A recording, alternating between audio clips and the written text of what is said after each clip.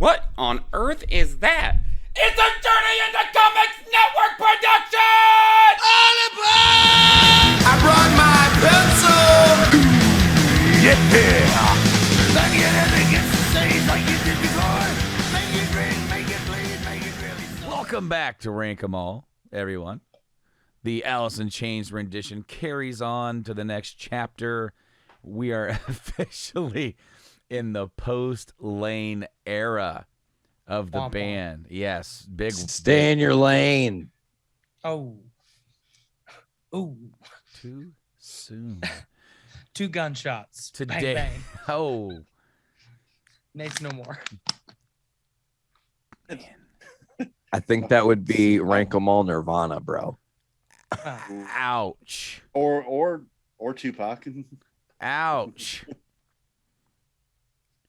Well, yeah. Or Brother Dime. Anybody, guys, it's Black Gives Way to Blue this week. Here on the show, the show's getting off to a dark start.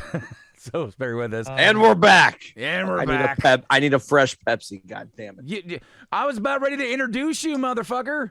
Let's do that first, and then I'll Okay. sleuth away at some point. I'm in the one show. of your hosts, Brando, and joining me here this week, as usual, is the usual suspects, the one and only Pod Daddy, Nate Phillips. Man, we're up in this motherfucker. I'm so stoked to be back podcasting, guys. It has been a time for the podcast viewer. It's been 5 days or whatever the release schedule, 7 days, I think it is. Man, it's cool to sit and catch up with you boys. Obviously, we are not alone, Brando, today. We are joined by the stepdad of the Journey into Comics Network, the big dick daddy himself. Welcome back, TY. How's it going, bro? Good. Happy to be back. I got the mullet fluffed up. Got my flower hat on. It's all vibes over here at Stepdad HQ. Ooh, I like that stepdad HQ. I want that. I want to be in that. Ooh, shit. But hey, well, we, obviously are never alone. He is the dog father of the dog. Journey into Comics Network. I'm just coming up with it on the fucking fly. I like to think of myself as the creepy uncle. I don't like to In think of you as that. 2022, don't ever please say do that not again. do that. Yeah, undo that, bro. Take it back. Take that back. No. Anyways, welcome back to the fold once again. The man, the myth, the legend, Buckles. How's it going, brother? I am doing very well. I'm on day fucking 7 of a 9-day vacation. Woo! I've done as little as humanly possible for 9 days. It has been wonderful. Fresh off of a trip to the zoo with the stepdad and family. Mm-hmm. So good fucking day, yeah. R.I.P. Harambe. Dude, I got to watch an R.I.P. orangutan shit off the ceiling, man. Yeah, dude, it was wild. We watched an orangutan straight climb up to the very top Fucking Hang. 3 stories. Three 3 stories. And shid and pissed. And it just Like he was a water sprinkler. It's rain. It's like, what? It was like What? watching And somebody of course, fucking, everybody in the building. Oh, like, yeah. It's like and watching it's somebody like- trip the sprinkler system at a fucking warehouse. Yeah. It's absurd. This The thing, orangutan shit sprinkler. dude, it was like this. It dropped one of these from the sky. 3 fucking stories. Yeah, imagine getting hit with that, dog. You're done. Watch out, Borneo. Fucking shit. Anyway, Sumatra, this motherfucker. yeah, Sumatra, Borneo, fucking watch the skies, man. Fucking stay safe. But Don't look no, up. we had beautiful Don't weather, look up. awesome time. Got to check out the new kangaroo exhibit, Yep. which was cool. Got So, to watch Ruby fed a giraffe. It was fun. yeah. Is that why we mentioned? Never mind. I can't mention that here now. Unmentionables. Whoa. Nope, negative. I'm going to go get my Pepsi just to keep it right there. Yeah, keep it kayfabe for sure. This week, guys, we are, of course, talking about Black Gives Way to Blue. That's the next chapter of the Alice in Chains saga, of course. Last week, we covered the remaining songs that had to be ranked. It was all the stuff from Music Bank that was never released properly. And that was the end of the Lane Staley era. The band was definitely on a long hiatus and was unsure whether or not they would ever do anything together again. However, they did, and they got back together to do some shows. I want to say it was either some charity or some reunion shows, and the rumbling started to come around of whether or not maybe they were gonna like get the band back together and do a new album. What's interesting here is that there seems to be some like early stuff that says that they weren't going to use the Alice name. Sean Kinney, the drummer, has been quoted in an interview as saying that he'd love to get back and play with the boys and do some new stuff, but maybe not under the Alice name. Maybe leave that in the past. Ultimately, they decided not to do that, and I definitely want to get your guys' opinion before, because you've seen it before with some other bands where key members pass on, and like you have bands like AC/DC that pretty much like hired a new guy and went right back to work, and then they ended up making their most iconic record of all time. You have other bands that did like Sublime with Rome, kind of a, or a Queen with Adam Lambert, Journey with the guy from Journey now, whose name I don't know. Well, yeah, and that guy did not, fortunately he did not die, but he definitely just quit playing with the band. But no, like you do have bands that continue on with other members and keep the name, but when you have what we've ranked so far, if Alice never made anything else, they've already had one hell of a legendary Hall of Fame career. For sure. And Absolutely. so I'm going to start with TY before we'll go around and we'll pass this around. What is your opinion on them continuing on the legacy of the band name after Lane's passing? Would you have preferred them to just maybe call themselves a different band name, or are you like on board with them adding to what has come before? I'm kind of torn 50-50, because if you look at like, similar situations, when you get those groups where it's like Audio Slave, okay, Mhm. you basically got all of Rage Against the Machine just with a different front man. Mm-hmm. Something cool comes out of it. And then, Velvet Revolver was also a very similar situation. It's like you've got these really established musicians, and then it's like, what can we put together?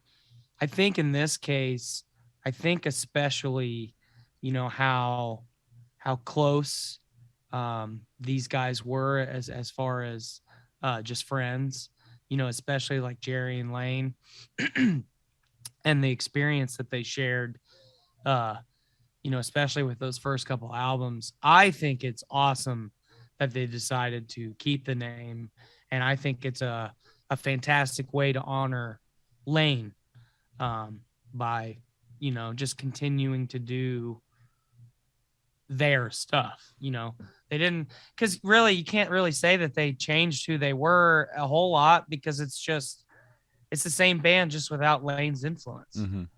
Yeah. So to me it's the same ship, just minus one crew member. What about you, Buckles? Oddly enough, my answer to that question changed. My opinion on that changed while I was listening to these two albums. Prior to listening to them, having just heard a little bit of some of the singles pretty much released after with the new band, I was all for it because they sounded very similar. Like we're going to talk about Check My Brain, which was the first single they released with the new guy. Sounded like, everybody says he sounds just like Lane Staley.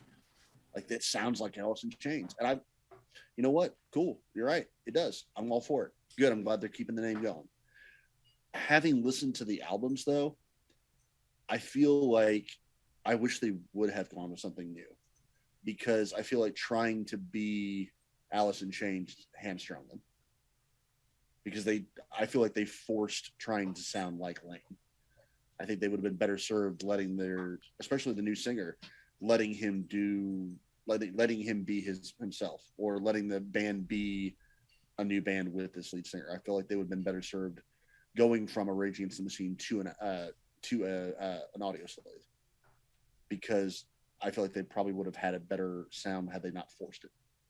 Nate, what do you think? Really ruminating on what everybody's said here. There are two other band examples that I think about when I think about eras, right? And I think about the Misfits, obviously, with me is personal. And they're two very different things that are under the same banner, and there's a lot of same parts, but is it really the same thing? No. And then I look at like, and this is maybe people are going to jump on my dick about this. I don't know, but I look at post Death of the Rev, Avenged Sevenfold. And here's the one thing with both those acts that it is an X factor that every time we're talking about this, no one's really mentioning the real X factor. And I know, I get it. Lane's dead, but his actual style, not necessarily his voice, his style of with he wrote those songs is what gave them that different flavor. And it is super evident in these two albums that you have a different cog in the wheel who can still play the role really, really well.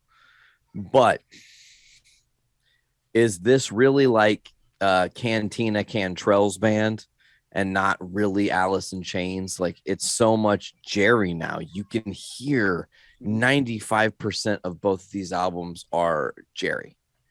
And okay, he's really the legacy of the band, but taking away that X factor, taking away your Danzig or taking away your Rev when you're doing it in the music, those things, the intangibles of how they viewed music and how they perceived when they wrote, those are the things that make them drawn and make us want to hear them more. And there's a couple times where there is some Lane Staley level of writing, collaborating happening in the first album, and I'm just like there for it. We'll get to the second album later, but I digress. So I'm all for them keeping the name. Simply, first and foremost, how long they let the band be dormant. It seems like they took more than enough time to mourn their brother, figure out what they were going to do. You have, 4 of the 5 sitting in a room. They love playing together. There's that key element that we said that's missing. It's Lane. They all love Lane. It always comes back to like what would Lane would have wanted? Would he wanted them to just stop if he wasn't there? And you could almost say that for any band. Like what band member would be like, if I ever die, stop doing this. that almost sounds so conceited. And with how close these guys were and how awesome they were together, you could see that like he probably wouldn't have wanted that. But obviously the band was in a state of hiatus before his death and after his death. And it comes to the interesting thing here is that, they brought in William DuVall to be the new singer, and he doesn't sing lead on this album at all. No, it's Jerry. Jerry sings lead on this album. And that maybe could be the right way to go. It could be the wrong way to go. It could be your opinion. The interesting thing to me is that when I listen to this album with analysis mode on, because I've heard this album before, I've bonded with people over this album because of my love of Alice, and Alice came back in 2009. I was like, I was there. I was all for it. It's very, man, there are some parts on this album, it gets deep into their therapy of healing, of moving on, moving forward, turning the page. And I'm so glad that this was on here, on these notes here, to remind me about the album title. You guys know where the album title came from? No. I believe I read it on Wikipedia at one point. About isn't it about a sunrise or something along those lines? Like dark part of the night giving way to the blue of the day or something like that. When Chris Cornell's daughter Lily asked her mother, "What does black gives way to blue mean?" Her mother suggested they call their Uncle Jerry and ask him. And he told her, "Sometimes there are very dark and challenging times in life, and it may seem like things will never get better. But if you stay strong, keep moving forward, and look out on the horizon, you'll start to see a little point of light way out there, and slowly the black would give way to blue. Beautiful. It's healing. And that's the perfect title for this album, because while like there are tracks here that obviously aren't all wallowing in their pity or their healing, there are definitely tracks that are like you hear it and it comes through on musical, on lyrical, so many different bits of tone. This album's a pretty mixed bag of sad but also hopeful, moving forward, turning that page. The band is, as we've said, it's Jerry Cantrell, William DuVall. Interestingly enough, the stepbrother, is he stepbrother or half brother of? I think it's half. Robert DuVall, the actor. Robert DuVall's like 90, and this dude's like, I think he's about 60 now. You know, when William joined the band, I always thought he was like way younger.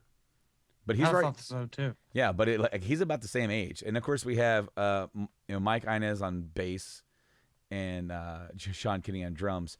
But this says Jerry Cantrell, lead and backing vocals, lead guitar. William DuVall, backing vocals, rhythm guitar, and lead vocals in Last of My Kind. He only sings lead on one song on this album. So it's not going to be until the next album that he's going to take a little bit more of a front role.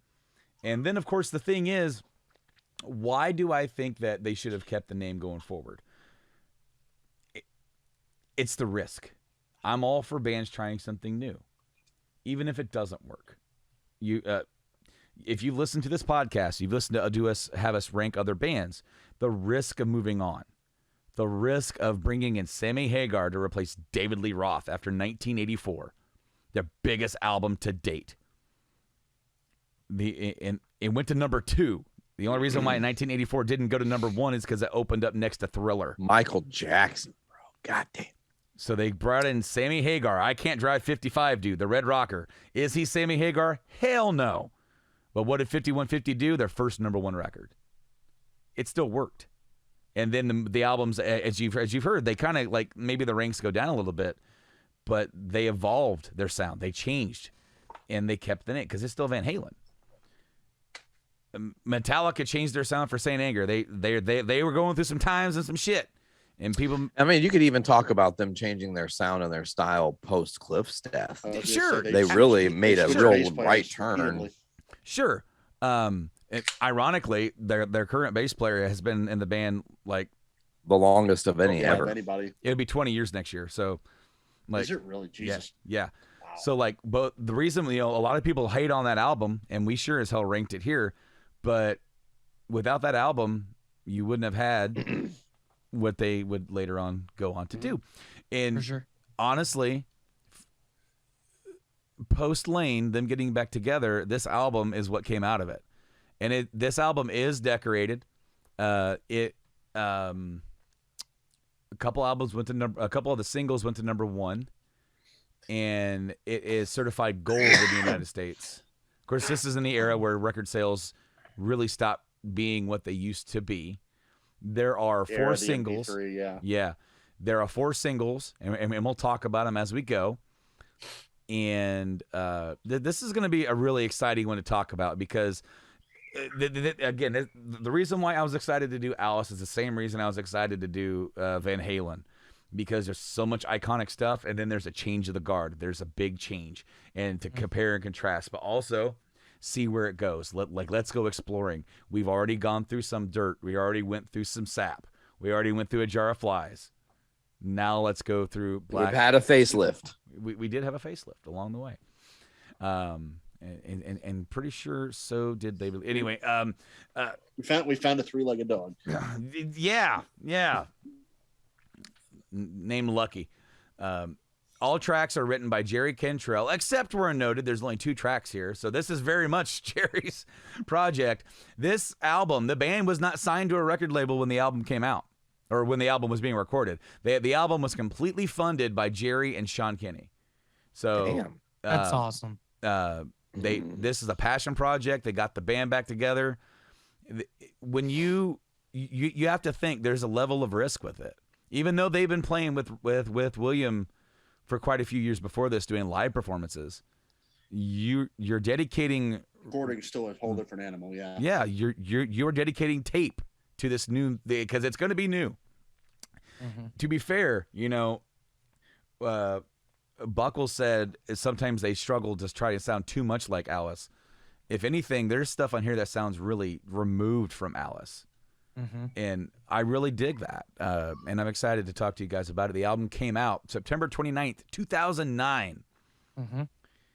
And clocks in at 52 minutes and 12 seconds. Are you guys ready to start diving into the tracks? Let's do it. Absolutely.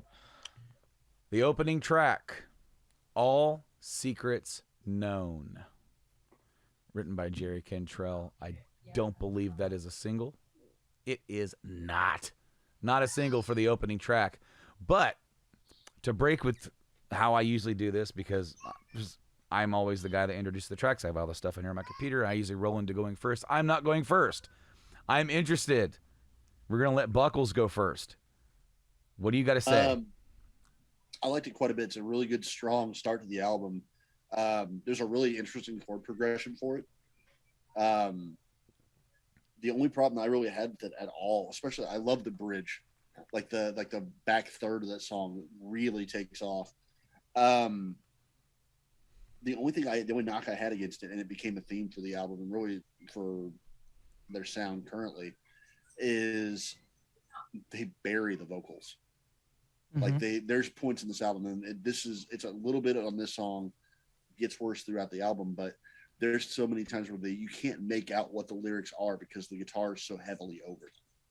I don't know if it's an issue of mixing. I don't know if it's an issue of Cantrell's vocals being in different timbre, if it's just mimicking the guitar tablature so much, or if it's just flat out just getting overshot. I really dug it. It has a really good progression. Like there's a really couple really cool guitar riffs in there, especially in the last third of the song. The lyrics are cool. The only problem I had with it is that there is kind of a theme that starts here, and that the vocals are a little buried. Whether that's because of Cantrell's volume himself, whether that's a mixing question, whether that's just getting overdubbed by the guitars, I'm not sure. But it's I actually have the notes like I really want to like this more, even though I gave it a pretty decent score. I wanted to like it more, but I couldn't hear the vocals half the time, and that's even with my shit hearing. But they're like when I watch these videos, I actually have the lyrics pulled up so I can follow along with them. I needed them more for this album because I was having trouble discerning them. And but other than that, like the guitar work especially is really cool. That back third is awesome. Really good strong start to the album. Awesome. TY, what do you got to say, pal? I actually I agree with most of what Alex said. The vocals definitely, I'm kind of listening to the song in the background right now. There are definitely periods, maybe a quarter of the way through and then like 2/3 of the way through, like just before half, you know what I'm saying? And it's weird. It gets real low, like to the point where it's almost like, somebody's got the mixer in their hand and they're just turning his vocals. Like he's not getting any quieter, but the vocals, like that portion is just getting quieter. So, I don't know. I'm looking at some metrics here. It's almost 5 minutes long, which to me is a little bit long, but only 5 million plays on Spotify. Only 5 million. I'd be interested to see how that is compared to like the first single from the album, because this one was not released as a single, right? No. Check My Brain was the first single on the album, right? Right. No. wasn't? Your decision was. Yeah, that's right. Yeah. No. Oh, I'll be damned. I did not know. What? No. Looking know in that. View was the first single. I didn't know that at all. Yeah, that's only got 5 million plays too. This one's actually got more plays. Interesting. Yeah. When the Looking in View was the first thing you heard from it, it definitely was different. It's pretty, pretty heavy, but no, it wasn't the first single. Nate, Yeah. what do you got for me, pal? All Secrets Known. Everybody's talking about it, but no one's really dissecting it. The lyrical content of this song is like, okay, if you're gonna do a rebirth of a band, the fucking vocals of this song are perfect. Hope, a new beginning, time to start living, just like before we died. Yep. It's the most optimistic Alice in Chains song in a hot minute. Yeah, right. But It's even got Elton John on piano. Mm-hmm. really? Yeah. Yep. I did not know that. That's amazing. Absolutely. But it's really a groovy jam. It's a song that does get stuck in my head. It has great replayability. There are some points that are kind of droning, but the marching of the guitar riff, if that makes sense, the do do do do do do, like I love that. It just gives me this like almost on edge feel, like what's coming next. I'm so excited for the next part of this album. What's coming? It's a good sense of forward motion. Exactly. It's setting up the album to be successful because it's a good first step. Like, you're listening to this as a fan, you're like, I'm not mad at this, Alice in Chains. Like, let's continue this. Yes. We know it doesn't have Lane. That's sad. He's dead. It sucks. But this sounds pretty cool. Let's keep rolling with it. And that's kind of where I sit. I'm really satisfied when I listen to this song. So really quick, Elton John plays piano on Black Gives Way to Blue later on, album closer. Oh. But anyway, All Secrets Known. I thought it was a pretty decent opener. Nate, you hit it on the head with some of the lyrical content. Exactly what I said, turning the page. And I almost start off the album with it, and it gets a little darker, reflective as the album goes on. But the intro I wrote sounds like a demented Van Halen. And I love that. I actually love that comparison. The overall song, it definitely felt a little inspired. Maybe not. Maybe this is just however long it took to record this when they recorded it. And the style, but if you ever heard like some generic 2000s rock, it has a little bit of that in here as well. Yeah, not saying it's definitely dad rock. For sure. Yes, exactly. It's definitely dad rock. Thank you for hitting that. It's almost like Alice doing dad rock. It doesn't necessarily mean that's a bad thing, but it's noticeable. But all in all, I did enjoy it, especially thematically, and it was pretty heavy in spots. I gave it an 8. Nate, what did you give it? A 7.25, not too far off the horn. TY. 7.25 as well. Buckles. We got a pair of pairs here. I gave it an 8. There you go. All right. Two pair. Two pairs indeed. The next song, Check My Brain, was the second single from the album. I let you all just say that it was the first single, and I knew it wasn't, but I'm like, I'm gonna wait, and I'll say it later. I would have lost money on that. Go ahead, flex. Go ahead and flex. Well, I got I distinctly remember the summer of 2009. I have weird cognitive memory. Like, I can just pull shit out of the cockles of the brain. And trust me, I understand that completely. Tyler's played Magic with me. And I don't remember any of my life pre-2004. Well, I'm sorry to hear that about you, Lim. Moment of silence for Tyler's pre-2004. Pre-2004. But like, when I've been elevated, that has unlocked memories that in that detail that I can no longer access in that detail. Like me as a kid when I'm 7 years old uptown getting an RC Cola out of the machine. Like, and all of a sudden I'm there and I could taste the RC Cola. They also had this really, I don't know the name of it. It's like it was in a blue can, and it was a tropical punch. It was like Old Town Tropical Punch. I've never been able to find it, never been able to Google it. I'm probably misremembering the name of it. But was it Knee High Tropical Punch? If it was, I am going to die, and I'll find it. Anyway, Check My Brain was the second single released on August 14th, 2009. And I'm going to go first this time. And there's no way. Nate's over there just jamming to the damn song. I am too. So, I can't do that because if I played it in the background, it would be all over this podcast and it would just get pulled. Yeah, so I would love to do that and just be reminded of stuff as I go along, but I got to pull on that memory. I cannot rate this song without being biased. We gotta talk about it. I'm gonna get that out of the way. This song kicks so much fucking ass. Yeah, it does. Yes, it And does. it is so much fun to play. Yes, it is. Nate and I covered this when in our band. Oh, speaking of flexing, Oh, baby, look at the EP of the Patriots he pulled out. Ah, Oh, man. Tigertron, no! Fallen Hero!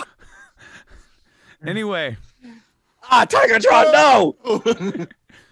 this we played Man in the Box, and the other one, because some of the bands, like, we decided to pick 2 songs for covers because our sets were made up of originals and covers, and sometimes we'd be like, let's do 2 songs from each band. That way, on a certain set, we can not play this one. We'll play this one. We'll do this one. We'll have like Right. ones we change out. And so we did Man in the Box, obviously, a classic song. But then we were like, let's do Check My Brain. That just came out, and that song's fucking killer. And it was a fucking blast to play. It's very simple, and the vocal tone shift. It's a vocal tone shift from the past, where it's more. It seems happier and blissful. Why? Because he's high, and he's chill. But it's welcomed.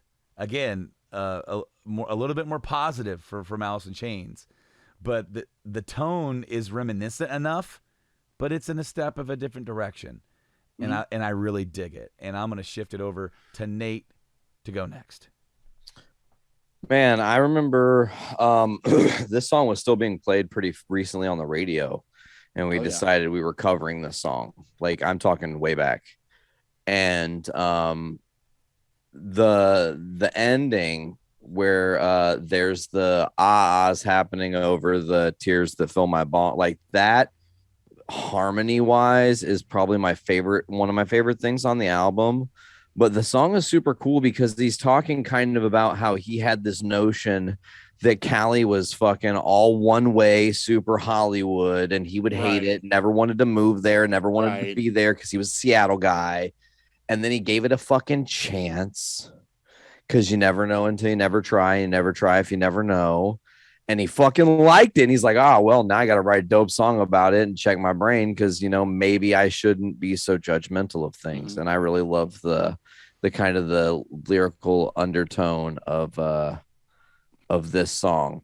So, yeah, man, I really have always loved Check My Brain. Like Brando said, it's a fun song to play. We have a lot of really fond memories across our Draxus eras performing that song. It was on, I believe, the last show we ever played as a band. We played that song. I need to go look at that set list, but pretty sure that's the case. Yeah, but that's all I've got for Check My Brain. TY, we're going to go to you next. But first, if I were in your vicinity, I would give you a big, wet, sloppy kiss. Tyler's out here doing God's work. You are. You fucking found it. And this website doesn't know what it's talking about. Maybe it's changed, but when I was a kid, it was the best 35 cents I ever spent in my life. For reference, Tyler found the picture of the Old Town Tropical Punch Soda. I gotta find it. It had a blue can, right? Yes. The label is accurate, except for it looks like knockoff Hawaiian Punch. It does, and it probably is. And I'm here for it. I am mad at you. So, the label was blue. It didn't have the fruit on it that I remember, but it has that little circular logo up in the corner. Oh, what are you sending me? Oh, yeah. Anyway. Oh, yeah. That's going to get us pulled right there. Yeah. I'm over here. There's a massive amount of jism we need to clean Send up now. him, you on the son of a podcast. bitch. Oh, God. Where can I buy you? Dude, they had a peach one. Dude, this is going to be like the fucking Tallahassee and the... Dude. Okay, here's the picture. Here's the fucking picture. I'm just very violently reacting to this Old Town Tropical Punch. Dude, they had a wild strawberry one too. Banana mango, strawberry kiwi, blue raz. Yep, there you go. That's the blue can. Brando's got core memory unlocked here. Dude, it was uptown at the grocery store that stayed in business for way too long for a town with only 600 people. It was the only thing that ever made money on was that it had video rentals. And Outside was a Coke and Pepsi machine, and off to the other side, a lone RC Cola machine that had RC Cola, probably some root beer, and this gem. And the RC Cola machine, it wasn't 50 cents, it was 35 cents. So a poor kid like me could go up with a quarter and a dime, walk away with one of these, and feel instantly satisfied. But Instant gratification. Yes, absolutely. And I'm actually interested to hear what you've got to say about Check My Brain. I'm telling you right now, I don't have a whole lot to say. I was trying to compile my thoughts while I was thinking about Old Town Fruit Punch because I've never had this before. So now you have a quest to reclaim it, and I'm on a quest to taste it for the first time. So this is some next level shit that we got brewing in the background. But I think 100% that had this song not featured as much airtime on the radio for as long as it did, because even now, Still, if it's played weekly quite a bit. Might I say, I'm sorry to just interject. No, go ahead. But to add to that, it might be their biggest success song. Absolutely. Of the new era. Like, yeah, totally agree. This is this era's Man in the Box, you know? Yeah, for sure. Carry on. But I was going to say, had this song not had as much success as it had, I don't know that maybe they would have continued. That because was kind of the make or break moment. Yeah, because I think for sure, and as we'll continue to rank, I think the rest of the album is fantastic. But dude, this one's a fucking banger, man. It's such a goddamn catchy song. And it really is. Like Nate was saying, lyrically, there's some cool shit. So, walk one of the these best. streets, I creep in a fog. Oh yeah. And when she rang, I answered the call. It's not oh yeah, it's ah. I said that lovingly. I say that lovingly. Okay. Go for it, Buckles. What you got? Now see, I was surprised to hear that this wasn't the first single, because this was the first exposure I had to the new format of the band. This was my first time hearing anything that, like, oh shit, Alice in Chains is a new song. And yet it is, and again, the first reaction I had is, holy shit, that sounds like Alice in Chains. I could pick that out of a fucking Police lineup. It's got that old school. It's got like this old school menace to it. It's got the harmony that everybody loves. It was him, Your Honor. He fucked my ears. Moving on. Oh yeah. I need that as a soundbite. And honestly, it sounds like what you would expect an older, wiser, maybe a little grayer Alice in Chains to sound like. Like they've seen some shit, they've been through some shit. Like, yeah, it's perfect, and it's a fucking great song. Yeah. I'll get your rank in just a minute, but I'm gonna let you guys know I shouldn't deviate and play on my phone while we're recording. He's still buying soda. You're buying soda. I am not. You? I found something else that literally no, the blues, the Old Town Tropical Punch soda has made my night, but this. I was literally cracking up the entire time you were talking, and I didn't want you to think that I was just laughing at your views. I wasn't. I was laughing at something that I'm sending you guys, and I'll let you guys watch it while I get your ranks. Buckles, what'd you rank it? I gave it a 9.5. Honest to God, 9.5. And TY? 9.25. And Nate? 8.75. I've seen that before, but that is still fucking great. I gave it a 10, as I said. Biased. I love this fucking song. It's absolutely amazing. And what I sent them was a video of Conan the Barbarian getting spun around by Rose. By Rose from Titanic as they're spinning around. But it's in the style of a giant fucking swing, a wrestling style giant swing. And she's just having the time of her life. That's good. That's wonderful. The next track is last. Well, did we get everybody's ranks? We did. Okay, I know I heard mine and yours. I didn't hear Tyler, and I didn't hear Brando. Yep, he finished with a 10. I gave it a 10. TY gave it a 9.25. Nate gave it an 8.75. Gotcha.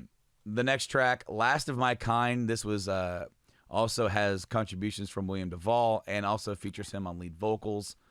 I'm going to start with TY on this one. What do you got to think about Last of My Kind? That is not a single, by the way. Just pull this up real quick. 5 million plays. I'll tell you right now, one of the biggest ones right out of the gate, just like a lot of the, I mean, I've complained about, it's just kind of my running complaint, I guess, but some of these goddamn songs are too long. 5 minutes and 52 seconds. That is a haul, my man. I'm right there with you. I'm right there with you. A little later on in the album, we got a 7-minute song. We got 2 7-minute long songs. That is absurd. I don't have time for that. Nobody got time for that. Time for that. I didn't love it. A split second. I didn't love it the way that I loved Check My Brain. But I do love the kind of the bass line and the guitars and just the tempo of the drums. It's really menacing, especially in the first quarter of the song. So that's probably my favorite part. That's what I dig the most. So what I wrote down for it is it has an interesting beginning and with undertones singing and yelling, but the fucking chorus slaps. Very Load meets Dragula. And I'm going to it's the way that he sings the take what I wanted and break all the lies and defeat the fucking liars in the back of my Dragula. Absolutely. I actually had the same fucking note. Yes. Oh, dude. It made me giggle. It's of course it doesn't do Dragula, but he just says fucking liar, smash through the temples and crawl through the rubble and cry to the fallen back of my Dragula. I can just see them in the fucking buggy just. But I'll be honest with you, I like the song a lot more than I thought it was going to. So yeah, that's my note on it. Buckles, what you got? I said the opening riff could have come straight off of Dirt. Like the opening riff is classic Alice in Chains. It's a different voice, but it is Alice in Chains at heart. I actually had the note. I called it a grungy gunslinger song because it's like that. It's got kind of swagger. I like that. The only thing I didn't like the vocal track is that kind of watery doubling, like especially the verses. It's just got that weird kind of effect added to it that they completely take off for that chorus, which is why I think the chorus sounds so much better. But yeah, that chorus and the bridge are both fucking money. They're awesome. I enjoyed it a hell of a lot more than I thought I would. Awesome. Nate. So I want to talk about this song's place in the album with its jamminess. It's got the kind of the slower vibe. It's lulling you into a false sense of security. Okay. All Secrets Known had this like consistent, almost droning. We peak up to Check My Brain. This is the roller coaster starting, not to drop off in quality per se. I don't want that to be the way it's looked at, but more diving off the cliff. You know what I'm saying? We're trying new things now, and they're really expanding their range with their vocal harmonies and how they're doing their things. They're also talking about pretty much how they're the last grunge act that's living. And I love that kind of conversation piece about the song. But this song is slowing it down a little bit to set up for what's to come. Because if you have what's to come too early or too late or wrongly placed, it won't hit as hard as it's about to. And we talk about this a lot in other rank-em-alls, that sometimes the previous song sets the next song up for great success or vice versa. And this one, I think, does a great job of setting up the next song for success. You heard it here first. Nate's not a fan of Coming Too Early. Nope. You're welcome, Brando. Well, we're not all about premature ranking here. So, Nate, right on cue, what's your rank? My rank for this song was a 6.75. And Buckles? I gave it a solid 8. 8. And TY? 6.75. I gave it an 8.75. Up next, your decision. was a single. It was the third single, released in November of 2009. And if Check My Brain was like the big kind of like very catchy, singing along, heavier song for the single, this was the Sap or the Jar of Flies era version. No Excuses on the way. Almost, yes. Yeah. But we'll start with Buckles. What you got for your decision? So there's just something about acoustic Alice in Chains. It's their style always blends really well with it. The solo is like kind of almost atonal in spots, which is really weird. I think I actually brought this up in a chat with you guys a few weeks ago, that this song specifically, and a little bit later on the album, but this one more, reminded me of the Godsmack acoustic album. For whatever reason, it just gave me that kind of vibes that I don't know if it's the chords, if it's progression, something, just it made me think back to that album specifically. But I really dug it. I dug the Godsmack acoustic album, but it's not up to par of your No Excuses or I Stay Away. It's not that quality, but it's still a damn good acoustic metal song. Mm-hmm. Nate, what you got? Okay, so this is something that Brando, I don't even know if I've ever talked to you about, but Drax has kind of faded. You know, we played our last show and we're off into the sunset or whatever. And then there was a small window of time there where I was spending a lot of time in Hoopston visiting Dad, and we jammed two new songs that technically are Drax's performed, I guess you'd say, because two of us were there for it. One was Monkeys Gone to Heaven by the Pixies, and Your Decision was the other one. And Your Decision is the last song he and I fully played together. And I don't know if that'll be the case forever. You know, I don't know musically what's to come. But somewhere there is a full video of us doing it, and I want to find it so fucking bad. This song is really kick-ass. It's very deep, very emotional. And the first time I heard it, I was like, this song is fucking awesome. Like, I fell in love with it. But yeah, this song is very special to me for reasons that are nothing to do with, you know, just having friends. It's a little more personal. So I really enjoy this track for sure. TY. It's not, I don't have a super personal attachment to this song. But I do think it's got, you know, kind of, when I rank them, I just kind of, if it checks, it doesn't have to check the box off 100%. It's just got to check the box off in my mind. So I like the length of the song. I like the tempo. The lyrics are cool.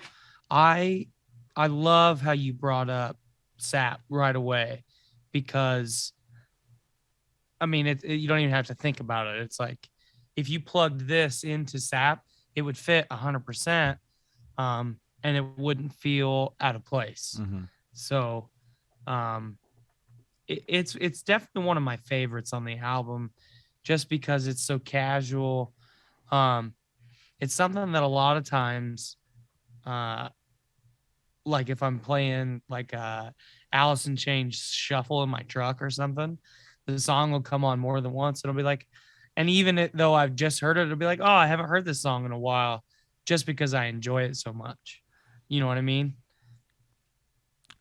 Could you imagine if Lane had not passed?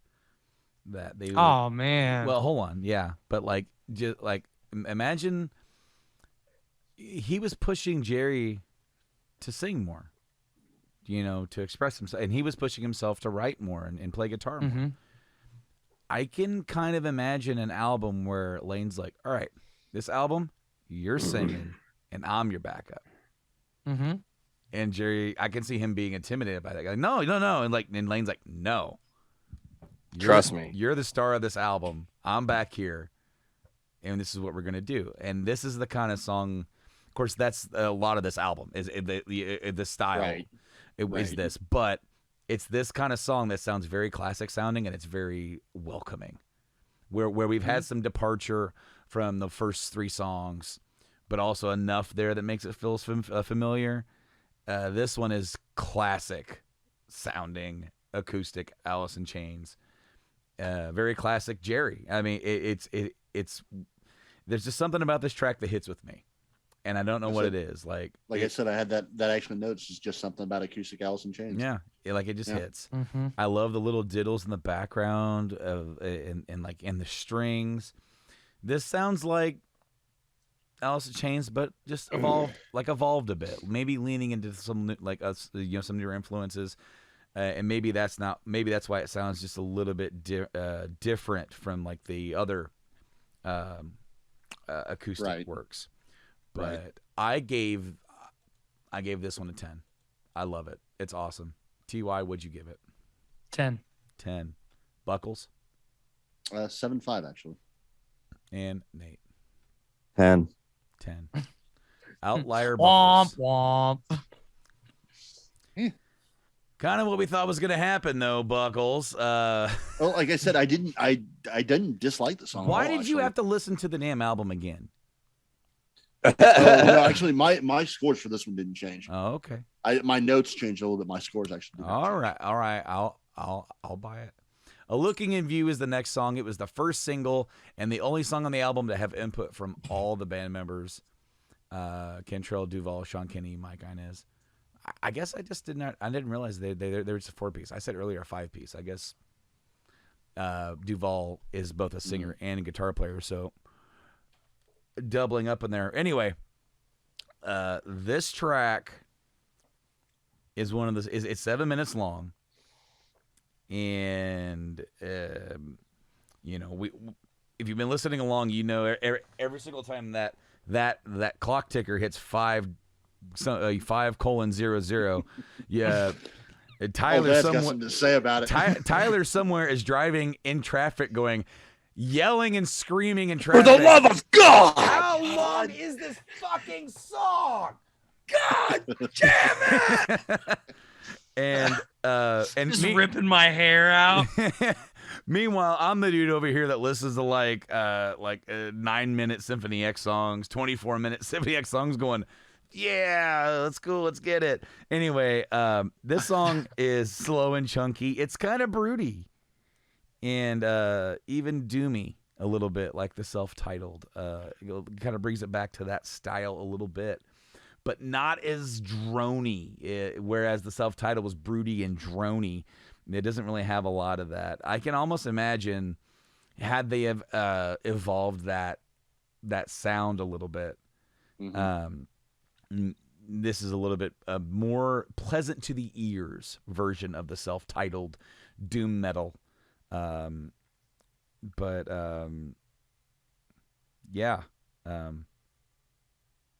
Good shit. I like it. We'll go with Nate. What you got?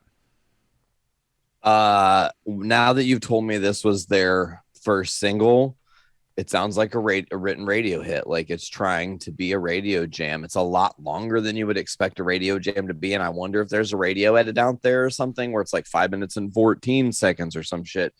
But it's pushing forward. It's got a lot of great. I love the aggression in the riffs, the angles in the riffs, and then I love, musically speaking, the way they dialed in their amps for this one. It just has a little bit of a grungier chunk than the rest of the album. Not that they've departed from their own sound, but just like they really refined it for this one to give a little bit extra crispy.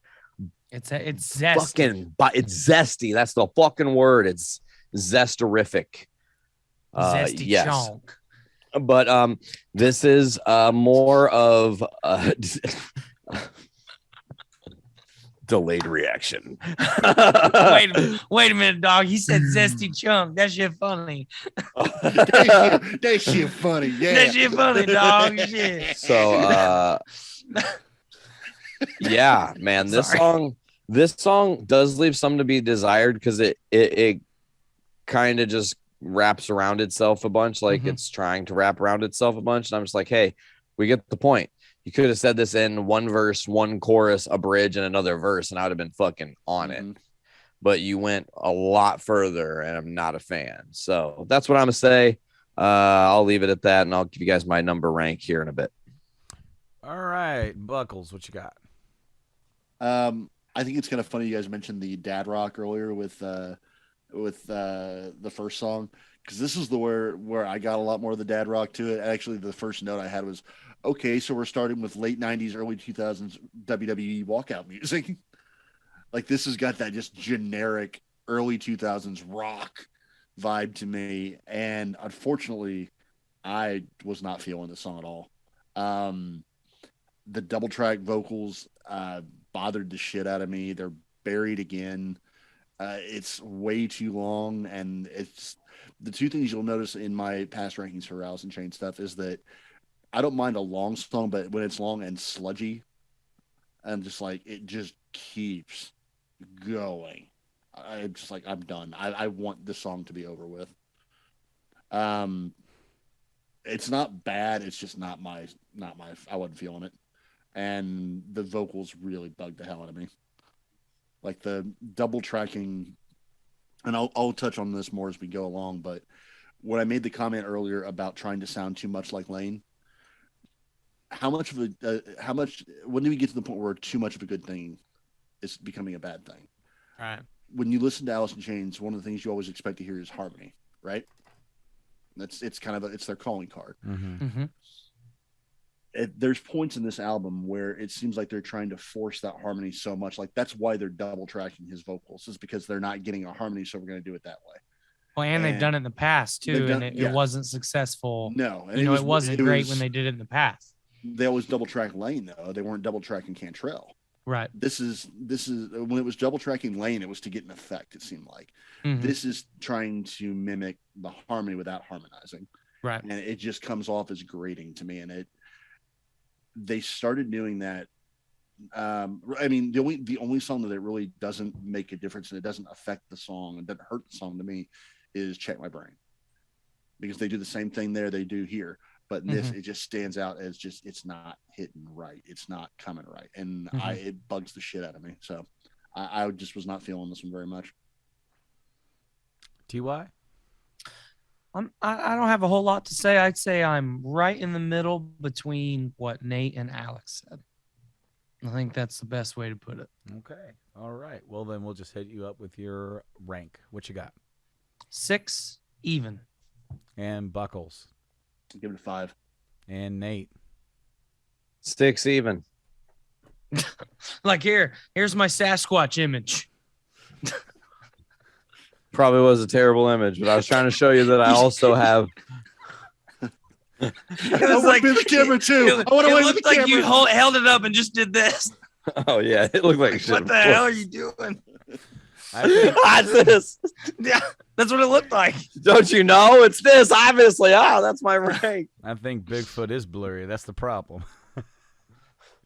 That makes a lot of sense. He's just a blurry individual. It's a glitch in the Matrix. That's even more scary to me. There's a large, out-of-focus monster roaming the countryside.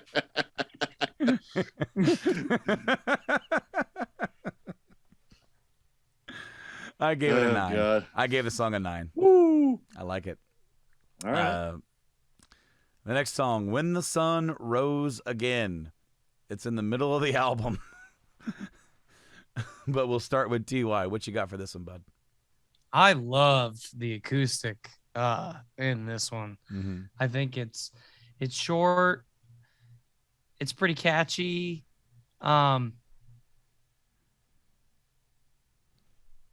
There's I hold on, I'm listening to it in the back. I just really like how when Jerry's really steering the ship, the instrumentals, they turn them way down in the background. So it's kind of the opposite of where the vocals have been so overshadowed earlier in the album. It's now they really get to shine. So I'm a fan. Buckles? Again, I dig the acoustic vibe. I love the hand percussion in it.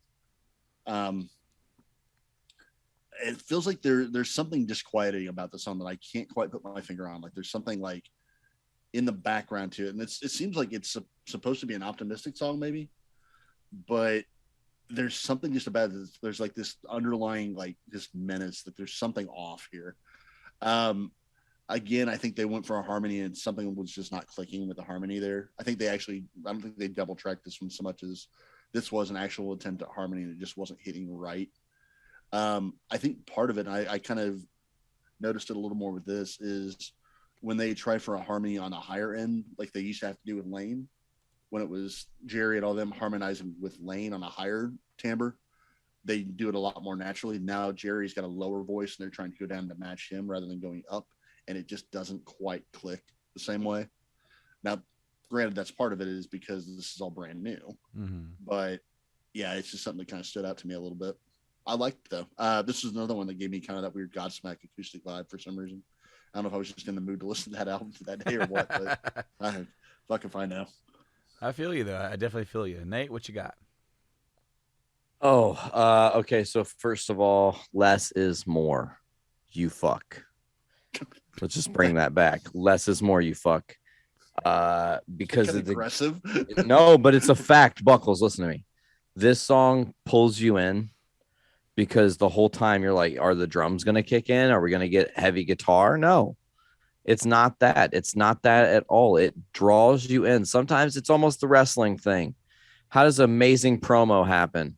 When someone talks softly and makes you really listen to their voice, not when they're loud and obnoxious and yelling. So, because it's too much. This song is just, and then my favorite part of the song, okay, lyrically cool. It's good. I like the light vocal harmonies and stuff that they do. I do like the hand percussion, like Buckles said.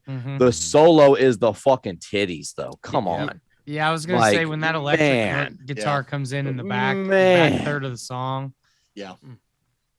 It squeals in and it hits with such an emotion that raises the fucking hairs on your arms. Like that's what I listen to music for, is exactly that feeling.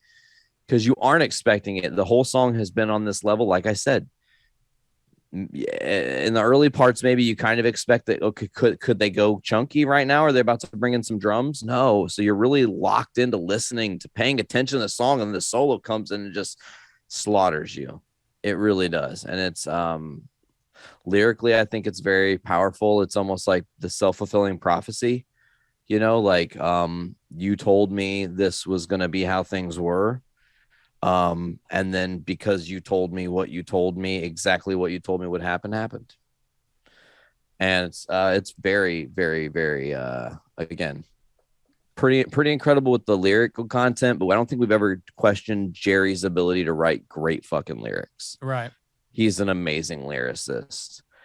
Some of this, I would say this song is on the list though. There's probably like 2-3 songs. This one, Your Decision, is another one, obviously. And maybe one more. But would have loved to hear how Lane interpreted these songs, man. Yeah, for sure. Oh, just man. But that's all I got. Yeah, Nate, you hit it right on the head. You guys pretty much, each one of you, at some point said everything that I had written down. So I hit nails. I gave it an 8. Nate, what did you give it? I gave it a 7.75, bro. Right there in the range. Okay, and Buckles. 7 even. 7. And TY. 8 even. 8 even. There we go. The next track is Acid Bubble. Hell of a name for a song. Yep. I will go first this time since I didn't say my notes last time. This song's fucking heavy. Yeah. This song is fucking, and it's even got some Sabbath tones at times, you know, like when you go back and listen to Facelift, we kept saying, man, were they like trying to cover, you know, freaking Guns N' Roses or something? Were they trying to be Guns N' Roses light? Here, there is some Sabbath stuff. And they're a little bit all over the place with the tone, but for some reason, I kind of dig it. This might be my hidden gem on the album. Like, just really weird. I don't know why. It's hard to say, but I really enjoyed it. And Buckles is laughing. He's going to disagree with me vehemently, so I'll let him go next. The last note I have for this was, yeah, the name's appropriate. This song gave me heartburn. I did not like this at all. Mm-mm. It is lumbering. It is all over the fucking place. Like that, the shift between the verse and chorus, or if you want to call it a verse and chorus, is fucking bipolar. Like it's not just abrupt. It is a car hit a wall abrupt. Like it is harsh. And I did not care for this at all. Like it was way too all over the place. TY? Yeah, I'm right there with you, Alex. The tone and the tempo changes. You know, I was super into how heavy it came in, but then it's up and then it's Like, down. Yeah. And then just the fact that it keeps doing it. And you know, The I'm se- the already gonna second time- complain. The second time is more abrupt than the first. Like the Mhm. second time is even harsher. And I'm already gonna complain because it's 7 minutes long and I'm an old man and I yell at clouds. But you know, it's like if it and see, here's the cool thing: you could probably take each chunk of this song and turn it into something really cool, Mhm. really fun, but it's smashed together and then Yeah. you know, it just for me it just doesn't work. I also want to point out they did the vocals are buried through Mhm. parts of it again. Yeah, for sure. Nate? I want to touch Brando a little bit on what you're saying and a little bit on what they're saying because I see both sides of this. I think musically this song is very boring. Okay. There's not a lot to grasp onto because it's kind of the same riff over and over, and they just kind of recycle it in different subtle ways. But I think lyrically speaking, they have something special. Of course, now the back half of the song is a total different, vibe. It has the chunk move, and they kind of just shuffle, But in the first half of the song, some of the lyrics, just some of my favorite lines here, and some of this is the chorus too, which I want to talk about how I feel like they overused accidentally. I think it works better as a verse and less as a chorus, but in the verse, I tried to shake it off. You can't remove this stain. A scale breaks, impossible. Afraid we are the same. Awesome line. And then it's, you never paid attention to all the lines I crossed. Forgive this imperfection it shows. And no, I am the child that lives and cries in the corner, dies in the corner, unloved inside your mind. Like that's some heavy shit to latch on to. Like some personal things have gone askew in Jerry's life for him to write those words, and personal bridges burned, with people, and his internal perception of how someone else views him and how hard that can be to maybe not necessarily live up to expectations or feel like you do everything to live up to expectations and don't get the love you deserve or the kindness you deserve. But yeah, this song has some redeeming qualities. It has some lower qualities. Am I the last to talk on it? Yeah. I do want to. I want to say one other thing really quickly, Sure. just because you brought up the lyrics being a big point. There's an argument, and Tyler, you got your thing with the length of the songs. There's something that bothers me if I'm listening to a song and I have to go look up the lyrics afterwards because I can't tell what you're saying. Like, there's a place for that. Like, if I'm gonna go fucking over to Norway and listen to Dimmu Borgir, I'm not gonna expect I understand what the hell he's saying. If it's gonna be guttural, Cookie Monster with corpse paint on, I don't expect to understand that. But if you're singing, if you're not doing like a shriek or a bellow or whatever the hell it is, if you're singing and I can't tell what you're saying because the track is messed up, because the volume is too low, because it's double tracked or whatever reason, that it doesn't matter how good your lyrics are if I can't fucking hear them. Like, I don't know. It's just one of my major pet peeves. It just annoys the shit out of me. You're not wrong. So, Nate, what did you rank it? 5.75. 0.75. And Buckles. Deuces. 2. And TY. 5.25. 5.25. I gave it a 9. I knew it. I fucking knew it. I felt it in my bones. Felt it down in the cockles a little Felt bit. it Yeah. down deep. It's going to be interesting once we get done here because, if you can't tell, I really vibe this album, and still do. The next song, "Lesson Learned," was a single. Was it the last one? 'Twas the last one. June. I thought that was my kid, but this is my cat. There are 4 singles. There are 4 singles. "Looking in View," "Check My Brain," "Your Decision," and "Lesson Learned." June 22. I never would have known that. I literally thought "Check My Brain" was the only single I ever heard off. I thought "Check My Brain" and "Your Decision" were the only 2, honestly. Mhm. Yeah. Lesson Learned was the last single, and I wrote down, it seems like a return to form with the riffs and vocals. Pretty classic sounding here. Relatively short, too, TY, at the 4-minute, 16-second mark. Right up your alley. So, It's right in my wheelhouse. right in your wheelhouse. So why don't we stay in your wheelhouse? Like, what do you guys say about it? I'm a big fan of this one.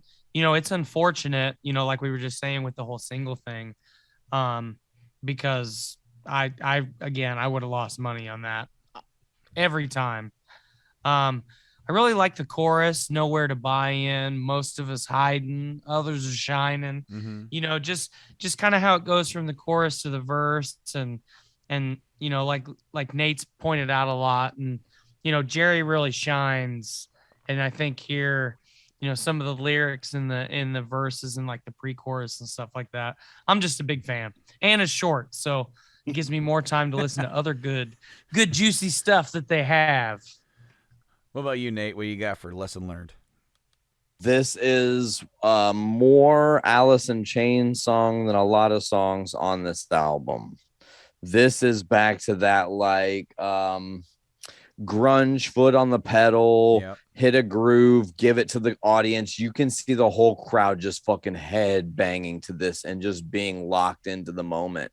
And really, this is their strange little show up moment towards the end of the album where they actually start to really blossom, and like you're like, man, more of this would be okay. They need to like maybe refine it a little bit. There's some repetitiveness, and maybe the lyrics could be tweaked a little bit, but for the most part, this is a pretty well-designed song that keeps you listening to the back half of an album, so I'm about it. What about you, Buckles? I had my notes are that for some reason this feels weirdly mixed again. Like the vocals are buried again. It was something just felt like it was hitting my ears weird. Like I just wasn't vibing with it as much. It felt like the same chords and riffs just got repeated a lot, so it just kind of cycled itself through and didn't really register much. I had trouble with the lyrics with the vocals because they follow the guitar so cleanly that it's almost hard to pick them out in spots. Like they actually follow the melody of the guitar quite a bit. Mm-hmm.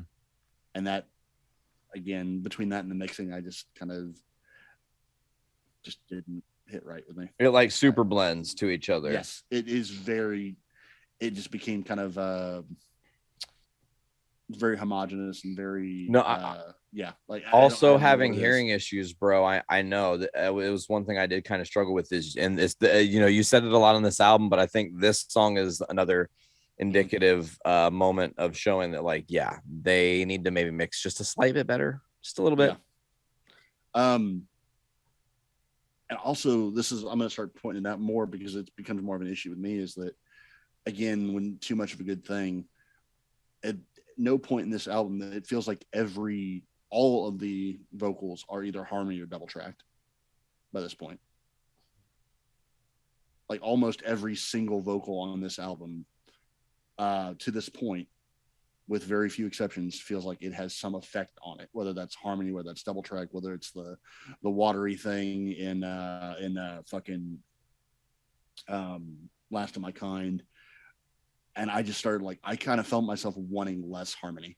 Like I just let the singer fucking sing. Well, and that's funny because I had a very similar critique on the self-titled, where it wasn't really harmonizing. They were just doubling Lane's voice all the time. Right. And he was kind of like not singing to his full potential, or that was his intent. maybe to sing a little bit more, like downtrodden or drony, and it definitely like made me less interested in it. To me, it felt more along the lines of they felt hamstrung by the need to be Alice in Chains. Mm-hmm.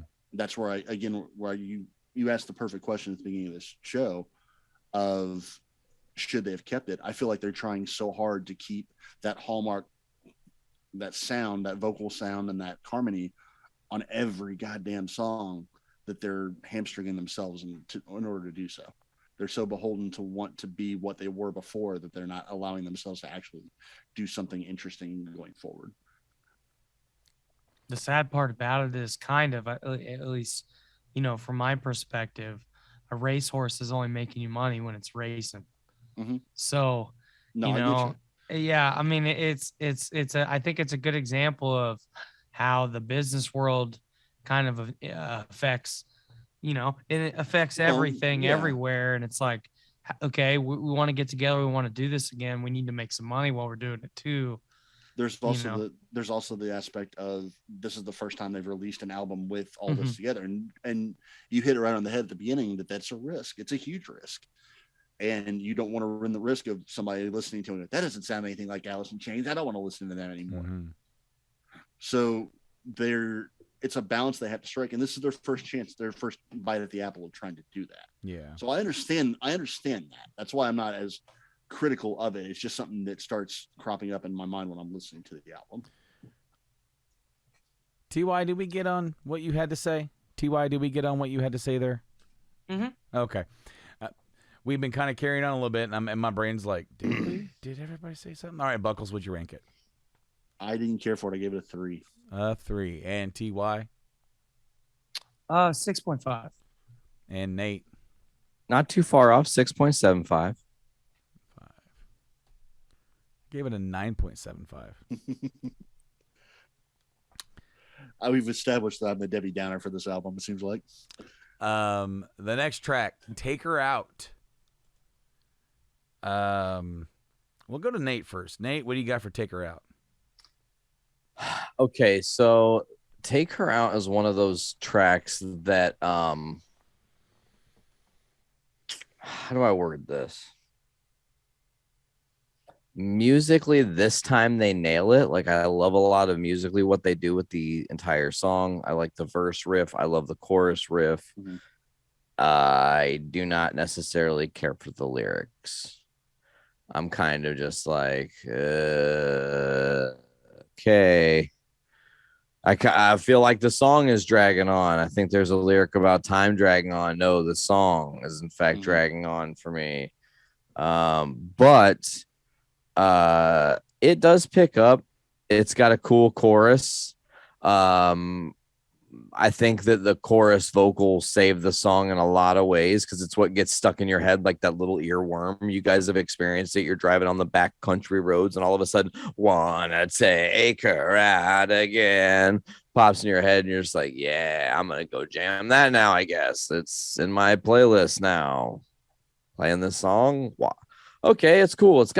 I will say this though. Here's one thing that not just this song, but the whole album.